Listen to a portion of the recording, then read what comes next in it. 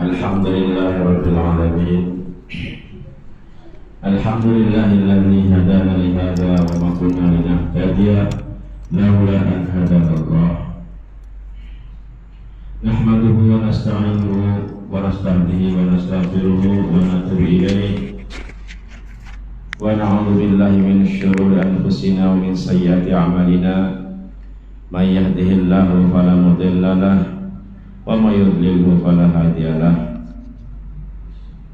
Assalatu wassalamu ala Rasulillah Sayyidina Muhammad ibni Abdillah wa ala alihi wa sahbihi wa wala.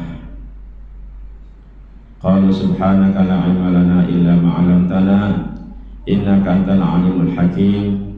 Qala rabbi shrah li sadri wa yassir li amri wahlul 'uqdatam min lisani yafqahu qawli. Amma ba'd.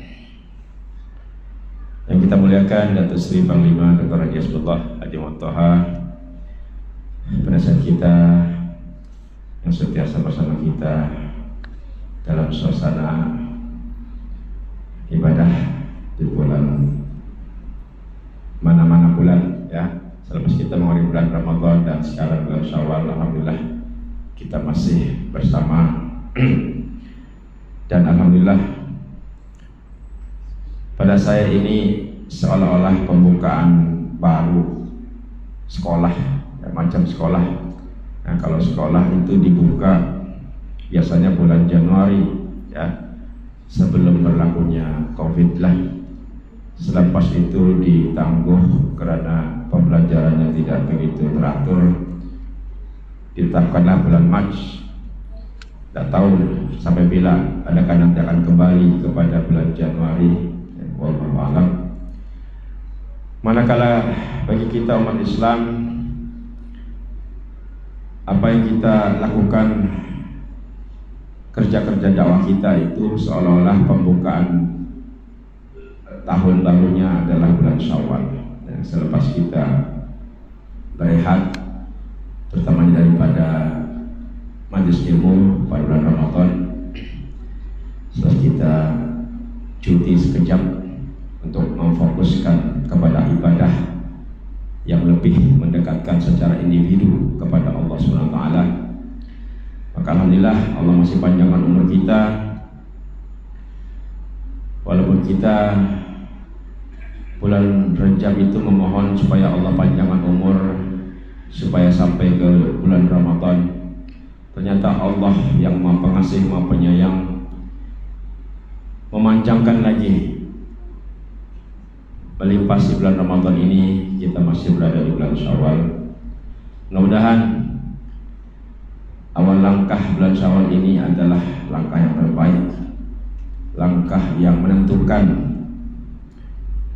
ketulusan, keikhlasan kita untuk terus berdakwah di sepanjang tahun 1443 dan insya Allah akan masuk di tahun 1444 Hijrah. Dan kita paham saat ini masih dalam suasana hari raya, masih banyak mungkin jemputan, urusan ya, melayani tetamu atau menghadiri rumah terbuka. Kita difahamkan juga ada perancangan masjid, dengarlah akan mengadakan rumah terbuka ya. Wallahu a'lam lah, itu akan ditetapkan oleh IJK.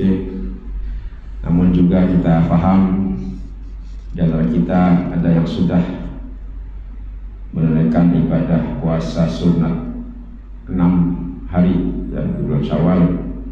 Mungkin ada kebanyakan juga, sebagian mungkin ada sudah selesai, ada yang separuh, ada yang baru bermula, ada yang baru merancang pun ada ya, belum bermula lagi tapi merancang sudah ada. Insyaallah malam ini 14 Syawal, jadi tinggal lebih kurang 2 minggu saja, 2 minggu lah ya yang tinggal. Jadi kalau seminggu digunakan selesai ya. Kalaupun digunakan 2 minggu, 3 hari insya Allah juga selesai ya. Jadi dalam suasana ini juga mungkin malam ini ada jemaah yang mungkin meneruskan iftar ya. Tadi iftar mungkin kurma atau air saja. Jadi selepas maghrib mungkin ada yang di kereta meneruskan barangkali, ataupun di bawah, ataupun di rumah ya. Para jamaah sekalian yang muliakan, maka sebagai satu kesyukuran kita karena kita masih berkesempatan, diberikan kesempatan untuk kita terus beribadah, dan salah satu ibadah adalah juga beriktikaf di masjid ini seperti yang biasa kita amalkan, menunggu sholat isya, di mana fadilahnya insyaallah dengan niat iktikaf kita menunggu waktu isya, seolah-olah kita terus menerus sholat sekarang ini, terus menerus sholat isya, seolah-olah begitulah ya, seakan-akan begitulah. Itu Allah pandailah memberikan pahalanya, karena kita menanti ketibaan azan ataupun waktu untuk kita berjamaah sholat isya. Ditambah lagi dengan memanfaatkannya untuk kita bersama-sama dalam kuliah ataupun majelis ilmu. Dan seperti biasa, slot malam ini saya masih memilih untuk kita berkongsi hadis Sahih Muslim ya. Hadis Sahih Muslim untuk kita sama-sama sekurang-kurangnya mendengarkan, seterusnya memahami, dan seterusnya lagi mengamalkan, insyaallah ya, apa yang kita boleh ataupun kita terdaya untuk kita mengamalkan sunnah yang baginda Nabi SAW sudah contohkan pada masa baginda hidup lagi. Kita imbas semula apa yang sudah disampaikan, dikongsikan pada pertemuan bulan lepas lah, sebelum Ramadan, bulan Sya'ban. Tajuk yang terakhirnya ini tajuk yang agak menarik, tentang golongan manusia yang spesial ya, ataupun yang di luar kenormalan ya, di luar kebiasaan, yaitu yang disebut dalam bahasa Arabnya ialah mukhannas.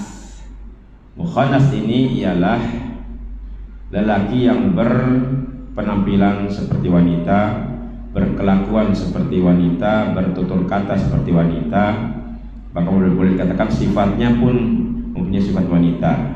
Lelaki yang mempunyai kelembutan seperti wanita. Golongan ini memang hakikatnya ada bersama-sama kita, dan memang ada sejak zaman Nabi SAW. Namun secara penelitiannya, golongan ini ada dua jenis sebenarnya. Golongan mukhannas ini, pertamanya golongan yang betul-betul mempunyai sifat sedemikian, lelaki yang mempunyai kelembutan, sehingga dia mungkin susah untuk menjadi lelaki sejati, itu agak susah ya. Golongan ini malah dalam Al-Quran juga di golongan sebagai golongan ghairu ulil irbah, golongan yang tidak ada keinginan kepada wanita, tidak ada nafsu kepada wanita. Sehingga golongan ini di zaman Nabi pun dibenarkan juga untuk bersama-sama wanita ya, sebab mereka tidak mempunyai syahwat, keinginan kepada wanita. Manakala yang jenis kedua daripada mukhannas ini ialah golongan yang berpura-pura. Dia sebenarnya lelaki sejati, tapi dia ingin mengubah dirinya menjadi seolah-olah wanita. Jadi ini sebenarnya apa itu orang bilang macam yang kita sebutlah pondan di sini kan. Pondan ini ada yang pondan yang memang semula jadi sudah ada begitu ya keadaannya, tapi ada yang memang jadi-jadian ya, jadi-jadian. Dia punya keinginan untuk seperti wanita. Nah, golongan inilah menurut para ulama inilah yang dilaknat ya. Golongan yang dilaknat ialah lelaki yang ingin menjadi wanita. Ini yang golongan yang dilaknat. Manakala yang pertama itu diterima dalam kehidupan manusia seperti biasa. Cuma nanti perlu diperhatikan juga baik buruknya ataupun kesan daripada pergaulan tersebut. Seperti ada yang diceritakan dalam hadis ini, yaitu ada yang biasa masuk ke rumah Nabi. Ada mukhannas ini, lelaki yang berpenampilan wanita ini biasa masuk ke rumah Nabi. Yang dikenali namanya ialah Hid, nama dia Hid. Nah, lelaki ini ataupun mukhannas ini bernama Hid. Pada mulanya memang Nabi membiarkan kehadirannya itu, dan kehadiran Hid ini memang menemui wanita yang ada di rumah Nabi itu, termasuk istri Nabi sendiri, ya, melayan kedatangannya. Tapi ada satu kejadian, ternyata mukhannas yang bernama Hid ini mula sudah mulutnya tak bagus. Mulutnya bercerita tentang wanita lain, yang menunjukkan bahwa dia ada keinginan kepada wanita Hid ini. Jadi mendengar kejadian ini ataupun tingkah laku Hid atau mukhannas ini di rumah Nabi, sejak itulah Nabi melarang. Nabi melarang untuk mukhannas ini datang ke rumah Nabi lagi, dan istri-istri Nabi juga dilarang untuk melayani ataupun menerima kedatangan mukhannas, ya. Ini yang berlaku di zaman Nabi SAW. Ada juga golongan lain yang disebut dengan khunsa. Kita pernah dengar, ya. Nah, khunsa ini agak unik lagi, ya. Dan khunsa ini adalah golongan yang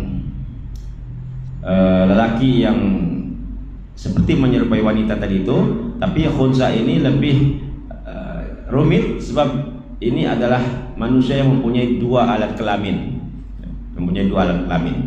Ini disebut dengan khunsa, ya. Berbahasanya, ya, ini adalah dibahas oleh para ulama, ya. Saya tidak berniat untuk bahas di sini, ya. Ada lagi juga golongan yang aneh ini juga. Sebaliknya, perempuan yang ingin menyerupai lelaki, yang disebut murajjal ataupun mutarajjal, ya. Ini golongan wanita yang berkelakuan seperti lelaki. Nah, kalau dalam bahasa kita apa disebutnya itu tomboy, kan, ataupun adalah yang lain. Jadi begitulah, ya, teman-teman, apa yang disampaikan dalam hadis ini. Hadisnya cuma satu saja, ya, cuma satu saja mengenai golongan ini, yang pada intinya kesimpulannya, pertama, pada saya kita perlu berhati-hati, ya, dengan golongan ini. Kita boleh terima kehadirannya, tapi hukum tetap berlaku. Kalau dia berpenampilan yang membuka aurat, itu bermakna dia sudah melanggar hukum agama. Kita tidak boleh lagi berkawan dengan dia, ya. Tapi kalau dia seperti biasa saja, ya, minta maaf, ya, di pasar keke itu, kalau yang biasa di pasar malam, yang buat jual ABC itu kebanyakannya itulah, ya, laki-laki yang lembut itu, kan. Nah, kita boleh saja membeli dari dia, nah, selama dia hanya bekerja, menjual, berniaga seperti itu. Tapi kalau sudah bercerita yang menggairahkan ataupun menimbulkan syahwat dan sebagainya, ini dilarang untuk kita bersubhat, ya, dalam keadaan ataupun keinginan orang tersebut, ya. Ini pada pertemuan yang lepas. Seterusnya hadis yang berikut, sedikit juga ini disampaikan sajalah mengenai dibolehkannya membonceng. Membonceng ini menaikkan, ya, ataupun meminta ataupun menawarkan perempuan yang bukan mahram untuk sama-sama di atas kendaraan. Di zaman Nabi kendaraannya ialah unta atau kuda. Di zaman sekarang kereta ataupun motosikal, ya, ataupun basikal, kan. Jadi ada kebenaran dibolehkan membonceng perempuan yang bukan mahram dengan syarat dia adalah perempuan yang keletihan. Oke, ini syaratnya yang penting, ya. Jadi jangan ambil kesempatan lah, jangan dengar saja boleh, oh terus boleh, ya. Ini pun kejadiannya sangat seperti tidak biasa lah, ya. Jadi syaratnya begitu rumit juga. Dan bukan senang-senang kita mempelawak wanita lain untuk bersama-sama di atas kendaraan kita. Ini ceritanya, ini saya mau baca hadis tapi begitu panjang, jadi saya ambil kesimpulan saja, insyaallah boleh difahami. Hadis ini berlaku ataupun cerita ini berlaku ke atas Asma binti Abu Bakar. Asma binti Abu Bakar ini dinikahi oleh sahabat Nabi bernama Zubair, kan? Zubair. Zubair ini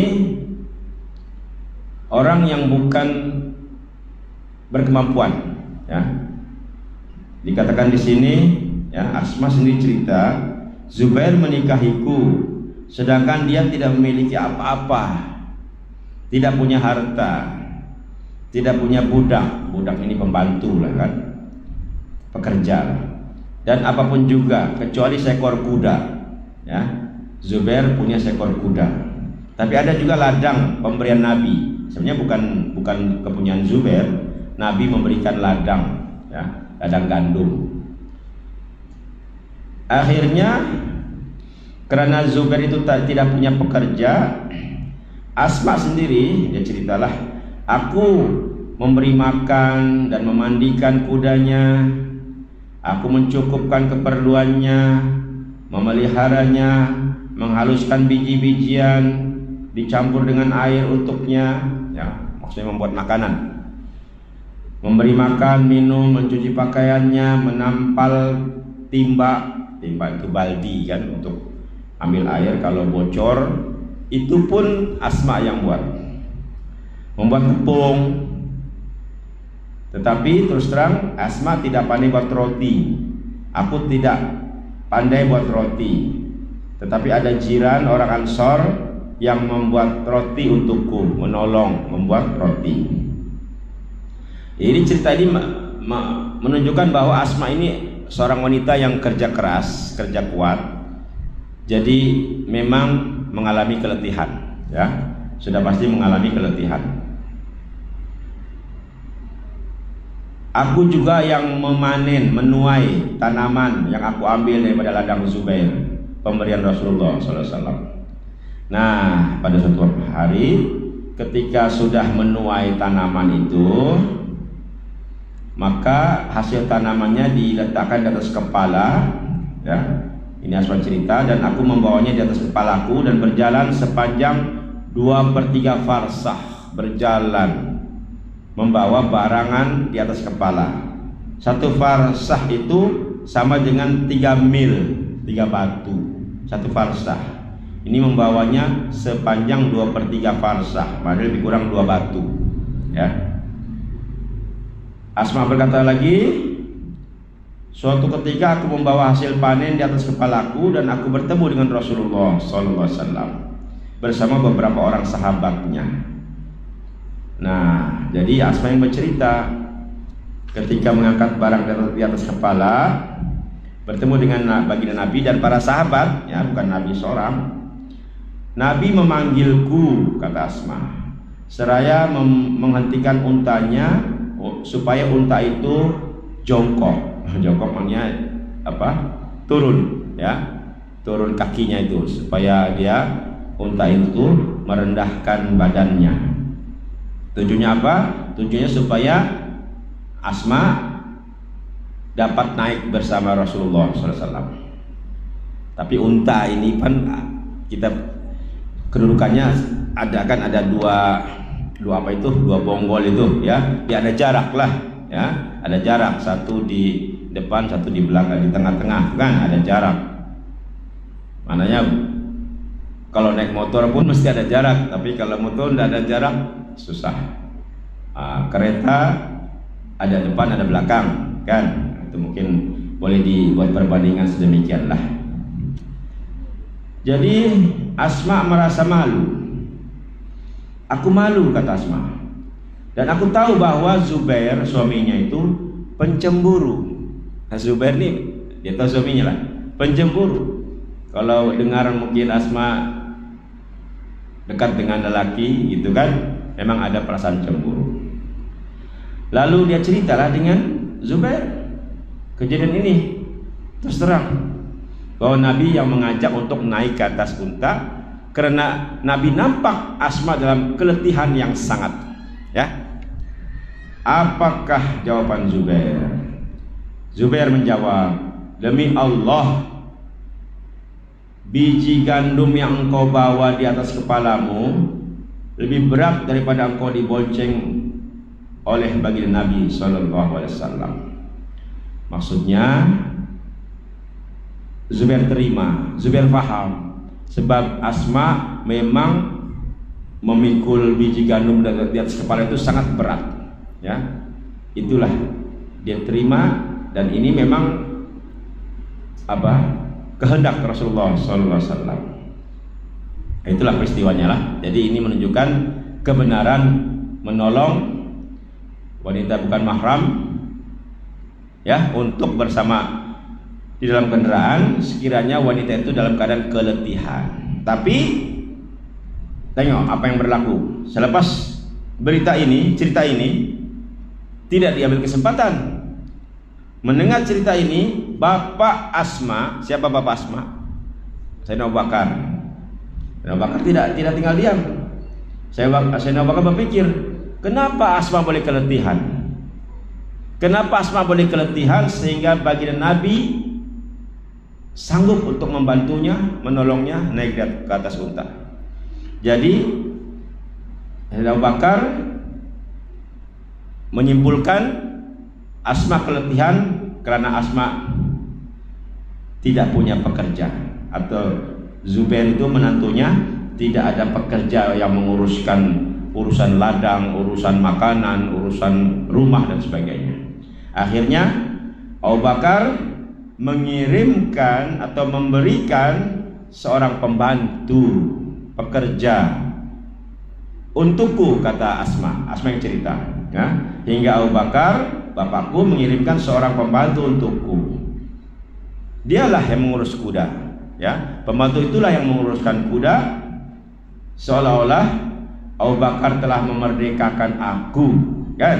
Selama ini kan Asma bekerja kuat itu seolah-olah dia ini hamba, seolah-olah, padahal dia bukan hamba, dia istri kepada Zubair dan dia orang merdeka, tapi bekerja kuat. Sehingga Abu Bakar mengantar ataupun memberikan seorang pekerja lah, seorang hamba lah. Maka dari situ tidak berlaku lagi, ya, tidak berlaku lagi kejadian yang serupa, yaitu Asma keletihan dan sebagainya. Jadi ini yang paling penting ini, ya, yang paling penting. Kalau melihat perempuan keletihan, jangan dipikirkan mau dikasih naik saja, pikirkan kenapa dia keletihan. Nah begitu. Sebab kalau alasannya boleh naik kendaraan, nanti itulah yang dicari itu. Bila masa dia letih, naik kendaraan, besok lagi letih, naik kendaraan lagi, kan? Nah itulah, ya. Jadi itulah teman-teman, insyaallah boleh dipahami. Ini berlaku di zaman Rasulullah SAW, dan kisah ini juga melibatkan anak sahabat yang paling dekat dengan Nabi, ya, yaitu anak Sayyidina Abu Bakar Siddiq, Asma binti Abu Bakar.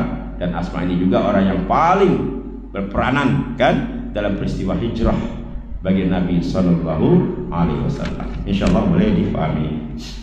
Baik, kita teruskan hadis berikut. Kita beralih kepada kehidupan kita, kepada cara kita bergaul, ya. Ini sangat dekat dengan kebiasaan kita, ya. Kebiasaan kita ini apa? Suka kita, ya, berbual-bual, ya, bersembang-sembang. Apalagi ini musim perayaan ini, ya. Di rumah orang beraya ataupun di rumah kita sendiri ada orang yang beraya, kita layan, kita bercerita, kita bercakap, ya. Jadi apakah yang disampaikan oleh Nabi Muhammad SAW dalam hadis ini? Tajuknya ialah larangan bagi dua orang berbisik-bisik tanpa izin dari orang ketiga, ya. Sekali lagi, larangan bagi dua orang berbisik-bisik tanpa izin dari orang yang ketiga. Ini orang ketiga itu minimum lah tuh, bermana ada tiga. Kalau ada empat pun termasuklah. Artinya kalau kita bersama lebih daripada dua orang, tidak dibenarkan kita berbisik-bisik dengan satu orang yang lain tanpa kebenaran ataupun tanpa dimaklumkan kepada orang-orang yang ada di situ, ya. Ini tujuannya untuk menjaga apa? Fitnah, kan? Ingat, Islam itu betul-betul memperhatikan soal perasaan orang lain, ya. Supaya orang lain itu, walaupun dalam Islam sebenarnya ada juga perintah supaya kita tidak berburuk sangka, ada kan? Ya, kita sebaiknya husnuzon, betul. Tapi di pihak yang lain juga jangan kita menyebabkan orang lain berpikiran suudzon. Jangan sengaja kita melakukan sesuatu yang menyebabkan orang lain suudzon. Walaupun yang suudzon itu pun tidak boleh, kan? Karena betul-betul ada keadilan di situ, ada dua hala di situ.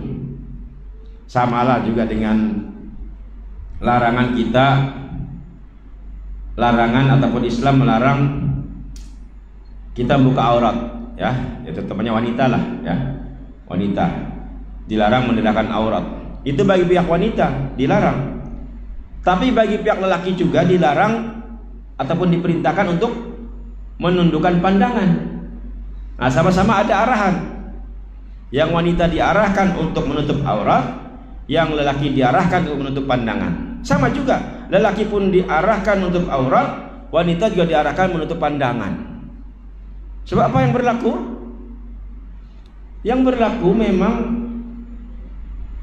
manusia ini tidak lari daripada godaan iblis, kan, daripada godaan setan. Wanita sudah tutup aurat, lelaki belum menundukkan pandangan, masih juga ditengok-tengok, masih juga dicari-cari auratnya. Padahal sudah ditutup tuh, dicari juga. Sebab apa? Tidak menundukkan pandangan. Begitu pun sebaliknya lah, ya. Lelaki sudah tutup aurat. Nah, kalau perempuan tidak tundukkan pandangan, dia akan terus memandang, mencari, ya, aurat ataupun apa yang dia rasakan syahwatnya itu, ya, tertarik dengan aurat yang ada pada lelaki. Nah, ini juga lah, ya, sama juga. Kita dilarang untuk berbisik-bisik satu pihak, dan satu pihak juga dilarang untuk kita seuzon. Mari kita sama-sama simak hadisnya. An Ibni Umar anna Rasulullah sallallahu alaihi wasallam qala idza kana salasatun idza kana salasatun fala yatanajasnani. Ini dia punya sebutan, ini ada dua nih. Fala yatanaja isnani duna wahidin. Maksudnya daripada Ibnu Umar, sesungguhnya Rasulullah SAW bersabda, jika kalian bertiga, maka janganlah yang dua orang berbisik-bisik tanpa mengikutkan yang ketiga. Oke lah, kita ambil betul-betul 3 orang, setengah bercerita. Memang rasionalnya teruskan saja bercakap-cakap itu. Tidak perlu ada bisikan. Sama ada kita bercakap untuk 2 orang yang lain, ataupun yang satu ingin bercakap kepada satu yang lain, kenapa mesti diubah dengan cara berbisik? Kan? Kalau dengan cara berbisik sudah pasti akan menyakitkan perasaan yang satu lagi. Ya, yang satu lagi sudah pasti. Ini tolong mari kita jaga perasaan begini, ya. Bayangkan yang satu itu, walaupun yang satu ini mungkin tidak rasa sakit hati, ya, mungkin tidak rasa sakit hati, dia husnuzon saja, alhamdulillah. Tapi tetap, ya, dosanya ada pada orang yang berbisik-bisik tadi itu. Jadi kalau kita, macam mana kalau kita ada rahasia untuk kita maklumkan kepada yang satu? Tak boleh ada rahasia. Kalau kita mau sampaikan sesuatu yang rahasia, maka yang ketiga itu tidak perlu ada di situ, tentunya, kan? Artinya perlu cari tempat, cari masa yang lain ketika berduaan. Kalau berduaan terpulanglah, berbisikkah, berteriakkah, ya. Nah, itu kalau berdua. Ini kalau bertiga. Kalau pada saya juga boleh saya tambahkan, ya, sekiranya betul lah saya punya pandangan. Selain berbisik-bisik ini, Menurut saya yang membuat perasaan orang lain terusik juga adalah kalau kita bercakap bahasa daerah ini ya, maaf ya. Ialah kita mungkin lain dan bangsa kan. Ada bahasa Melayu yang kita pahami bersama. Inggris pun mungkin ada juga orang boleh paham lah ya. Tapi ada mungkin yang satu orang itu mungkin langsung tidak paham bahasa, terutama kalau bahasa daerah, bahasa bangsa kita lah, maaf lah. Mungkin contohnya 2 orang Bugis, 1 orang Bajau. Ini yang 2 orang Bugis ini tiba-tiba cakap Bugis dengan kawannya, contoh kan, maka otomatis yang satu ini pun lebih kurang bisik-bisik lah, ini cakap apa ini kan. Kalau dia jenis yang lembut hati, mudah tersentuh, dia akan terasa, jangan-jangan ini mengolok aku ini, jangan-jangan menghina aku ini kan, sebab tidak difahami. Jadi menurut saya penggunaan bahasa ini pun kalau di 3 orang, biarlah gunakan bahasa yang difahami oleh 3 orang kan. Kecuali kalau dia 2 orang. Terus terang saya pribadi saya sering kena begini, maaf, saya sering kena begini ya. Duduk di restoran dengan kawan yang satu, ada kawan yang lain, tiba-tiba kawan itu cakap dia punya bangsa, dia punya daerah, saya tidak paham apa, dia diam-diam, senyum-senyum pun tidak tahu senyum pun lain kan. 2 orang itu ketawa, aku ikut ketawa macam mana, tidak tahu lucunya di mana. Jadi serba salah ya. Ini akan menyinggung perasaan.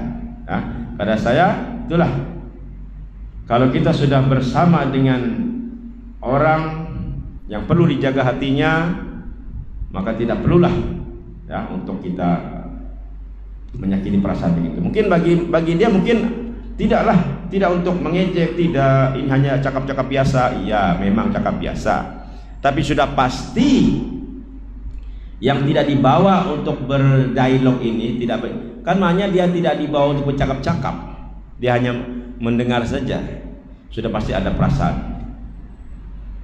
ya. Jadi rasanya sesuailah, berbisik-bisik tidak boleh tanpa melibatkan yang ketiga itu. Maka sama juga penggunaan bahasa yang tidak difahami oleh yang ketiga juga tidak digalakkan lah ya. Kecuali dalam keadaan tertentu, saya pahamlah mungkin ya, soal bahasa ini. Kalau jumpa orang lama lah kan, beliau yang mungkin kenal dari kampung, yang memang susah mau bercakap Melayu kan, barangkali kan, itu kita paham lah ya. Cakap bahasa sendiri boleh lah. Tapi kalau ini yang sudah sama-sama di bandar ya, bekerja di bandar, takkan tak boleh untuk berbahasa Melayu. Melainkan mungkin kalau bahasa Inggris orang boleh paham lah, walaupun tidak semuanya pandai ya, tapi mungkin boleh difahami lah kan. Bahasa Arab pun susah juga tuh, ramai orang belum paham ya. Jadi sebaiknya gunakan bahasa yang sama-sama difahami. Baik, hadis berikutnya masih berkenan dengan larangan bagi 2 orang berbisik-bisik ini. Kalau tadi daripada Ibni Umar, anaknya Umar ya, Umar Al-Khattab. Ini pula daripada Abdullah.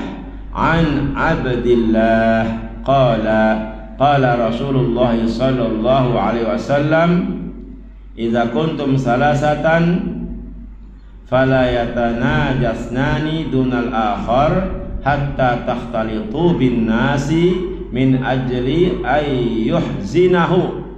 Hadis di sini ada lebih lengkap lagi. Dia punya penjelasan kenapa dilarang berbisik-bisik. Daripada Abdullah, dia berkata, Rasulullah sallallahu alaihi wasallam bersabda, jika kalian bertiga ya, ini bertiga, apalagi berempat, apalagi berlima, gitu kan maksudnya.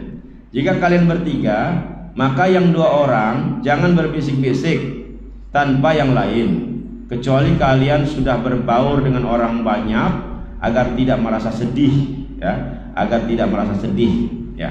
Maksudnya bisik-bisik itu dalam suasana yang memang dirasakan keanehan oleh yang satu orang itu. Tapi kalau sudah ramai begini, maaf ya, ini kan ramai. dan tidak semuanya dalam satu hala perbualan kan. Contoh lah, ini bukan ceramah lah, contoh hanya kumpul-kumpul begini, mungkin yang sana cerita, yang sana cerita, itu tidak apa ya, sana berbisik, yang sini tidak terasa, itu artinya sudah berbaur. Tapi kalau dalam satu kumpulan yang di situ satu percakapan, satu perbincangan, maka kalau mau berbisik-bisik minta izin dulu, minta kebenaran ya. Macam mana minta kebenaran? Ya, maaf ya, ada ini dua orang nih, kami ini bisik-bisik. Kalau ada minta kebenaran berarti dia mungkin bercakap mengenai hal lain, ya, mungkin hal rumah tangganya, ya, mungkin hal pribadi, ya, masalah yang ada dialaminya. Itulah dia minta izin dulu. Minta maaf ya, ini bukan saya ndak bawa banian, ada hal begini. Nah, begitulah, minta izin dulu. Tapi kalau terus saja bisik-bisik, yang lain akan mudah terasa. Jadi tujuannya sudah jelas di sini agar dia tidak merasa sedih, ya, tidak merasa sedih.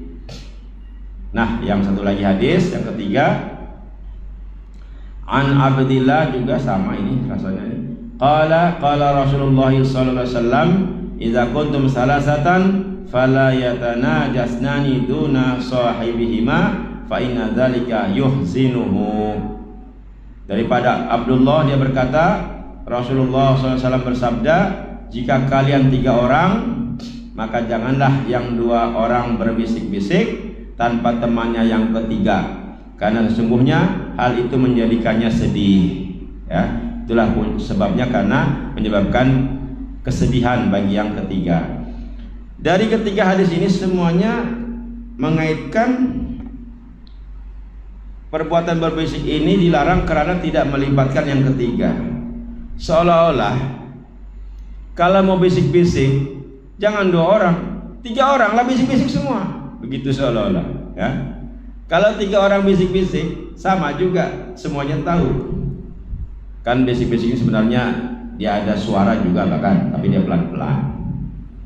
Jadi kalau mau suara kuat, 3 orang itu suara kuat. Kalau mau ubah bisik-bisik atau suara pelan-pelan, 3 orang lah sama-sama, ya. Jangan pula 2 orang. Tadi masa cakap kuat semuanya mendengar, tiba-tiba yang bisik-bisik ini hanya 1 orang saja yang mendengar. Ini akan menyebabkan kesedihan. Baiklah, insyaallah hadis ini begitu mudah, ya, mudah difahami, ya, tinggal diamalkan. Jadi sepatutnya kita tidak ikut hawa nafsu kita. Jangan kita ingin melakukan apa saja yang kita inginkan tanpa memperhatikan perasaan kawan kita ketika kita bersama-sama, ya, duduk bersembang. Apalagi kalau berada di masjid lah, kalau kita duduk berdekatan, ya, untuk kita tidak berbisik-bisik. Ataupun tadi yang saya cakap itu, menggunakan bahasa lain yang tidak difahami oleh yang ketiga. Wallahu a'lam bishawab. Insyaallah kita akan teruskan pada tajuk yang lain insyaallah pada minggu depan. Allahumma amin ya Allah. Bismillahirrahmanirrahim. Allahumma arzuqna mutaba'atan Nabi sallallahu alaihi wasallam awalan wa akhiran, wa zahiran wa batinan, wa qawlan wa fi'lan, wa ibadatan wa amalan salihan ya arhamar rahimin. Rabbana ja'alna muqimis shalah wa min dzurriyyatina rabbana taqabbal du'a walhamdulillahirabbil alamin. Wassalamualaikum warahmatullahi wabarakatuh.